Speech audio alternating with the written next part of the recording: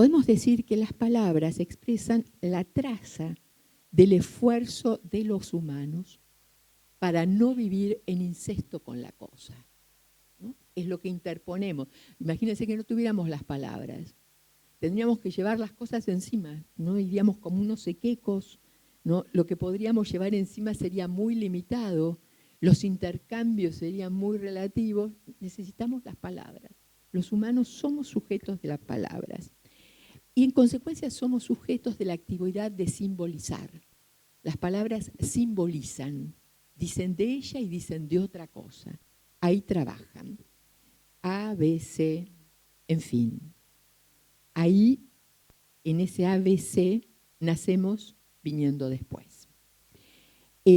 Ahí somos arrojados, podríamos decir, en esa red, en lo arácnido, diría Deligny.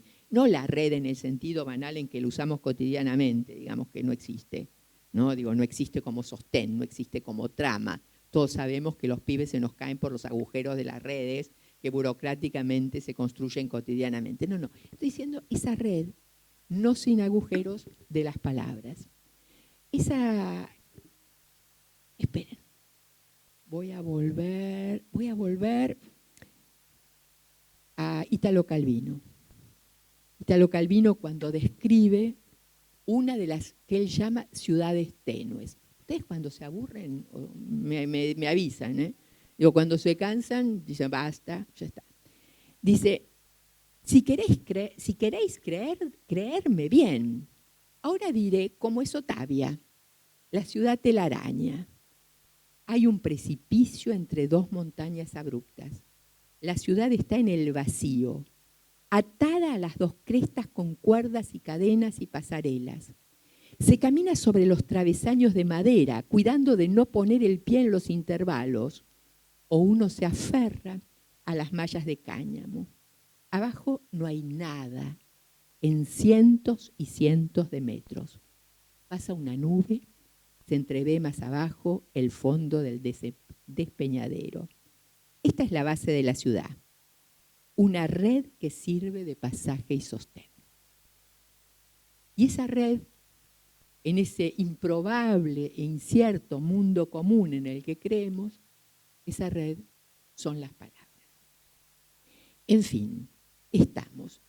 Las palabras que aparecerían acá cuando estaba escribiendo esto para pensar lo que compartiría con ustedes, se me ocurría como eso, ¿vieron que se llaman atrapasueños? Vieron que eso, que por supuesto es el lugar de una superstición que ninguno cree, ¿verdad? Pero a todos nos parece bárbaro que si te viene una pesadilla y tenés un atrapasueños al lado de la cama, la pesadilla se quede en el atrapasueños y no te produzca un insomnio nocturno profundo, ¿verdad? Ahora, ese atrapador, ese sostén, ese holding, para decirlo winnicottianamente, las palabras están sostenidas en alfabetos. Digamos, ¿no? Si uno vuelve a la imagen de la piedra del puente, uno podría decir en ese Scrabble, ¿no? Ese Scrabble hecho de sonidos, donde cada letra compone una partecita, sin la cual no habría palabra.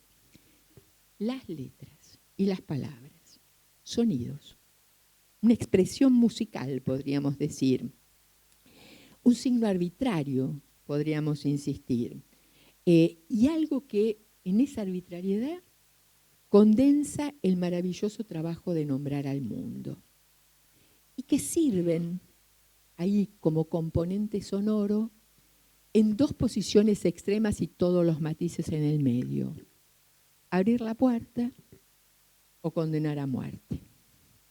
Estoy aquí volviendo a ese trabajo que hace Derrida a propósito de Paul Celan, Derrida el filósofo, a propósito de Paul Celan, un poeta, que trabaja sobre la palabra, no la sé pronunciar, y este es mi problema, y este es el problema, shibboleth. Cuando yo la pronuncio, a mis amigos que hablan otras lenguas me dicen, Graciela, estás diciendo cebolla. Y la palabra quiere decir trigo, ¿entendés? Pero la pronunciás mal. Es que no la puedo pronunciar distinto. Shibboleth fue uno de los primeros pasaportes que funcionaba a orillas del Jordán. Cuando alguien quería cruzar el río, tenía que decir Shibboleth. Si lo decía como yo, moría. Quedaba claro que no era del otro lado del río, ¿se entiende? Es decir, era el sonido que era imposible de pronunciar, ¿no? Si uno no era Nick, nacido y criado, implicaba una condena a muerte. Es decir, eras inmediatamente registrado como un intruso, ¿no? Un invasor, un extranjero de los que hay que temer y a los que hay que prohibirles la entrada. Era una cuestión de ¿qué? De sonidos, una cuestión musical, ¿no? Uno puede decir hasta qué punto todavía la educación trabaja en esa cuestión donde los sonidos del otro actúan de una forma de recepción, de anfitrionaje, o una forma de rechazo, condena y exclusión. Por supuesto, no es solo una cuestión de sonido, es una cuestión de color, de tamaño, de vestimenta, de esos falsos saberes de los que estamos llenos, a los que nombraremos prejuicios. En todo caso, Shibboleth. Shibboleth que implica, justo empieza con eso, shi, ¿no? Lo que yo no puedo pronunciar. Y entonces me fui a buscar, dado que estaba por el lado del Scrabble, los alfabetos, para pensar la composición de las palabras, a dónde empezaron algunos de los alfabetos, ¿no? Y uno en particular, porque me parece tan simbólico, que es el alfabeto hebreo. El alfabeto hebreo empieza, sonido así, sonido de viento, Sefer, Sefirus, cifra, contar. En sí, la primera letra es el 0, ¿verdad? Es un momento así donde algo va a comenzar. Y el 0 es el viento, ¿no? Ese viento que va marcando con su paso las diferencias del paisaje, por decirlo de alguna manera. El viento marca el paisaje.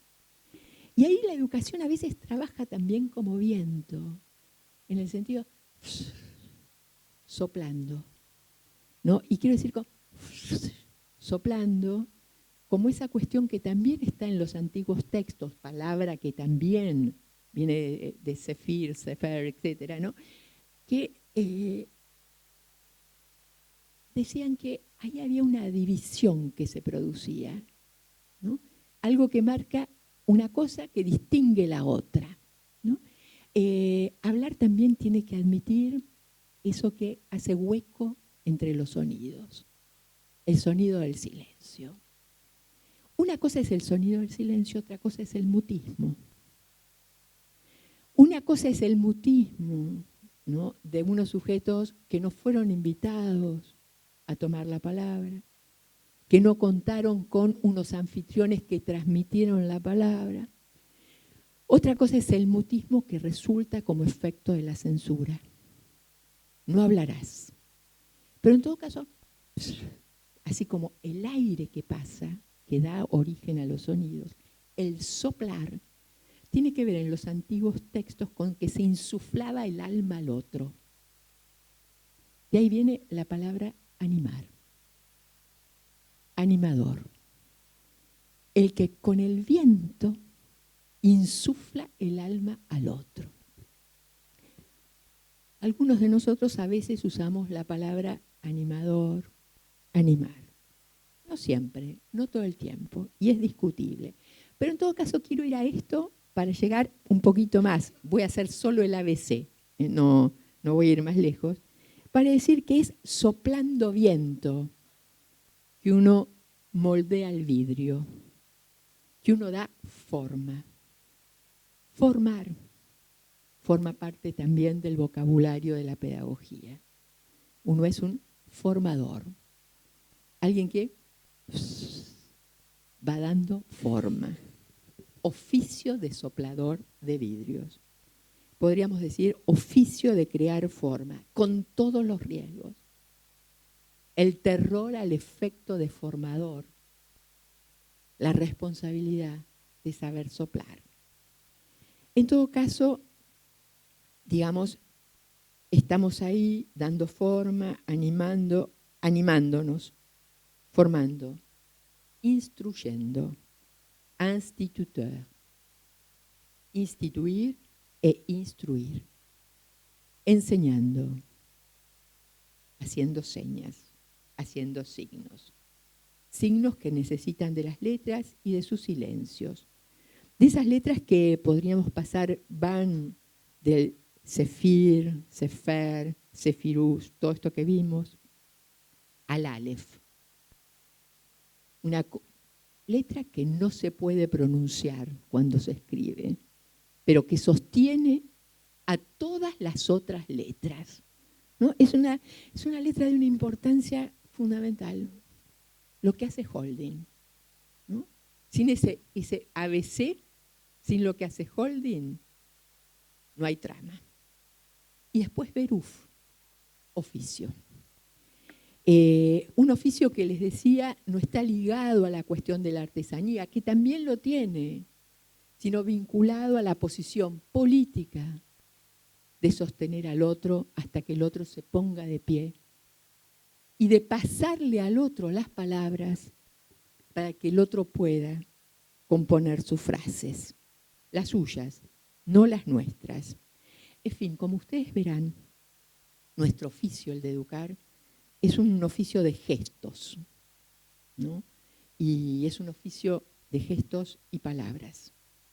No podríamos avanzar sin ellas. Cuando decimos la importancia de las palabras, decimos de la necesidad para los sujetos de hablar, decimos del particular deseo de hablar que tienen los sujetos. Y como dice Marcelo Persia, hablar no es algo que pasa en un lugar en particular, es algo que aparece en cualquier lado, dice él, ¿no? En la esquina, en el umbral de una puerta, en el marco de una ventana, en un pasillo estrecho. Dice Persia, cuando el deseo de hablar irrumpe, ese momento y ese lugar no equivalen a ningún otro. Hay algo de extraordinario en lo ordinario de la cotidianeidad cuando el deseo de hablar nos habita. Y en ese deseo de hablar se hace presente también de que para que pueda ese deseo tramitarse, tiene que haber alguien deseoso de escuchar, dispuesto a escuchar. Un buen entendedor, podríamos decir. Un buen entendedor no es un contestador como en un juego de tenis. No te paso la pelota, me pasas la pelota, o de ping-pong o de lo que quieran. No es eso, ¿no? A veces saber escuchar implica también saber responder silenciosamente, pero con presencia, ¿no? Es decir, la respuesta implica una presencia. Y eventualmente, con suerte, una palabra justa, ¿no? La palabra que tiene la justeza que le permite al otro tramitar algo. Quizás educar tenga que ver con esto, con la justeza y esa justicia, que no es la justicia de los tribunales, ¿no? Es esa justeza y esa justicia de estar ahí disponible para el otro, de estar presente para el otro y no estar presente de cualquier manera. ¿Por qué vamos a toda esta cuestión? Quizás porque este sea un tiempo de volverse muy, pero muy benjaminiano, ¿no? Ustedes saben, Walter Benjamin era uno de los que primero advierte. Hay dos sujetos que advierten el efecto de lo traumático de manera muy contundente. Una es Freud, ¿no? Que desde el psicoanálisis marca lo que acontece cuando el trauma te destroza, ¿no? Es decir, cuando el trauma irrumpe, desgarra, y el trauma tiene que ver con aquello que nadie estaba preparado para bancar, ¿no? Es decir, no hay manera, tiene tal violencia que ¡bah!, te atraviesa y duele. Y el otro es Benjamin, que en otro registro dice, como efecto de lo traumático de la guerra, dice que algo se enmudeció después de las expresiones de la excesiva violencia y que se empezaron a atenuar, a mermar, podemos decir así, las narraciones. Y que cuando se empobrece la narración, se empobrece la experiencia. La experiencia necesita al narrador que la cuente. y es narrando la experiencia que el otro tiene experiencia. Es decir, como decirles, habría dos maneras de tener la experiencia, ¿no? Es decir, como decir en carne propia, por decirlo de alguna manera, de primera mano, ¿no? Y también esta mano oblicua, es que alguien comparta con uno la experiencia. Benjamin dice, estamos en tiempos de pobreza de experiencia, ¿no? Y esto, sin duda, empobrece al sujeto, ¿no? Me gusta recordar en momentos en que, como ustedes saben, estoy decidida así a rendir homenaje a que venimos después, a Nicolás Casullo, que tomando la idea benjaminiana, decía que los educadores éramos los últimos narradores a la intemperie. Dejo a criterio de ustedes qué pasaría si los últimos narradores se callaran, ¿no? Si se volvieran mudos, si perdieran la palabra, o si deshabitaran su presencia. Obvio comprenderán que no estoy hablando del presentismo, no se trata de esta cuestión, ¿verdad? No se trata de eso, ¿no? Se trata de estar ahí sosteniendo un balbuceo. ¿Qué se sostiene? Un balbuceo. Esos ensayos de palabras. Quizás uno cree que balbucea solo al comienzo de su vida, ¿no? Esa cosa, y el otro, el buen entendedor, inmediatamente le ofrece una palabra para que el balbuceo tenga una forma reconocible, arbitraria, pero comprensible para uno. Dice, agua, agua, dice el otro, ¿no? Y el otro balbucea, ¿no? Balbucea gracias a qué? A que al nacer, si tiene suerte, si el azar no le juega en contra, nace y cae en lo que Ansí llamaría un envoltorio sonoro. Es decir, un mundo de sonidos con significado para los humanos, ¿no? Pero uno balbucea y uno cree que alguna vez deja de balbucear. Yo creo que balbuceamos toda la vida, que nos pasamos toda la vida tratando de dar forma, como soplando el vidrio para encontrar la buena palabra.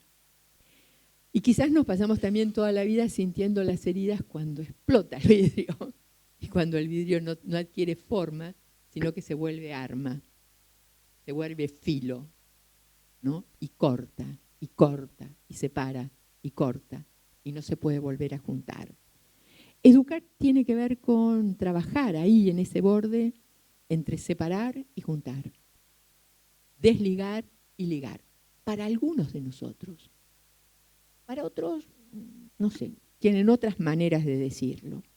En todo caso, si voy a la cuestión de la narración, recordando a Benjamin, es porque doy por sentado algo que Andrés Kluge señalaba, y él decía así, doy por sentado que los espacios narrativos de la interioridad se modifican cuando los espacios narrativos de la exterioridad se ordenan.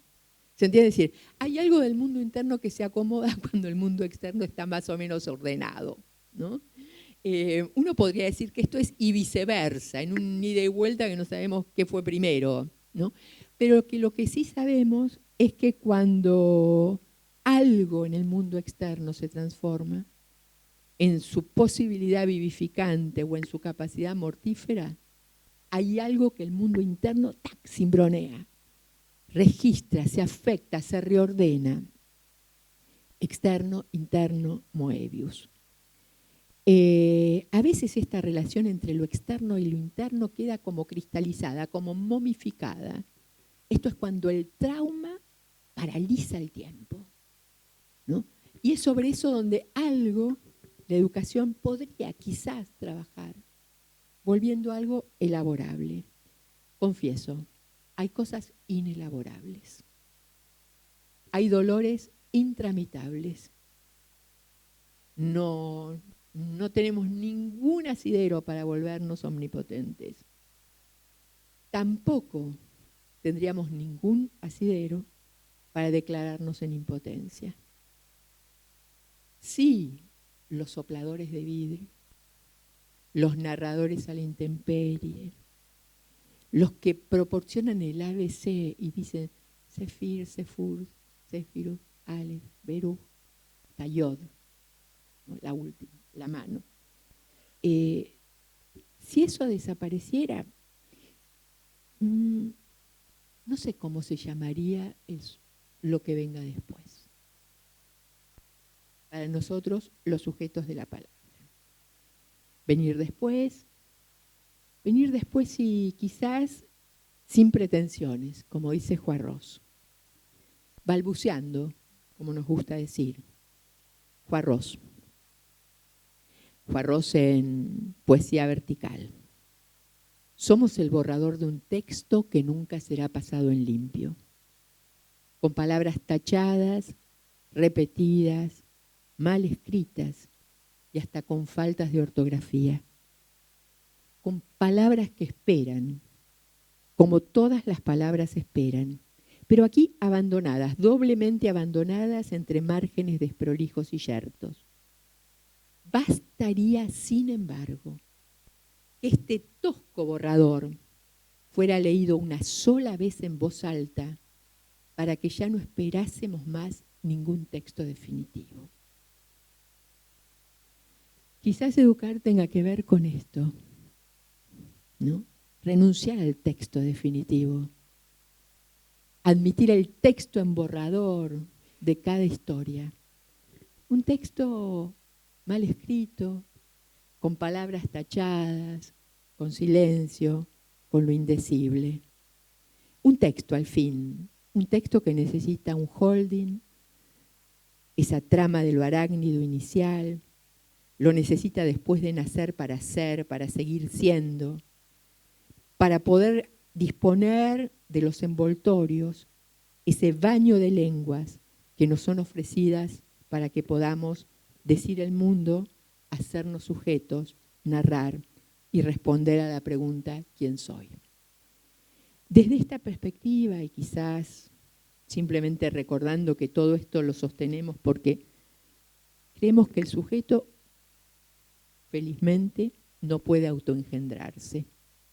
Un sujeto puede tomar la decisión terrible de terminar con su vida, pero no puede dársela a sí mismo.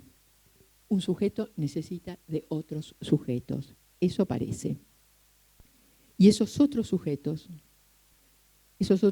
son los que nos proporcionan las palabras, los signos, los gestos, los que ponen a nuestra disposición para algunos de nosotros creemos, esos dispositivos de palabra, a entender como una conversación a comprender como lo que podríamos llamar una institución efímera con efectos. Porque, como dice George Steiner, dar a un niño una serie de lenguas, y quiero aclarar, no le tememos a Babel. Las lenguas para los humanos son aquello que admiten, solicitan, promueven y trabajan sobre el malentendido, sobre la diferencia. Pero dice Steiner, dar a un niño una serie de lenguas equivale a dar a su personalidad, para empezar, un sentido ampliamente humano. Si los árboles tienen raíces y los hombres tienen piernas, es un progreso inmenso que las lenguas nos confieran esas piernas. Podemos ser huéspedes de otros hombres, comprender lo que nos dicen y responderles. Gracias.